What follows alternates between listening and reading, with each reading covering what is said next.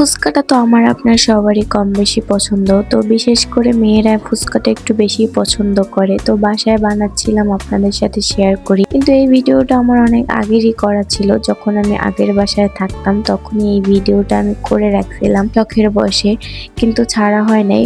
আজকে আমার ভিডিও করার মতো কিছু নাই, তাই গ্যালারি স্ক্রল করতে করতে এই ভিডিওটা সামনে আসলো আর আমি এডিট করতে বসে গেলাম। তো দেখেন আমি কিভাবে ফুচকা বানাই।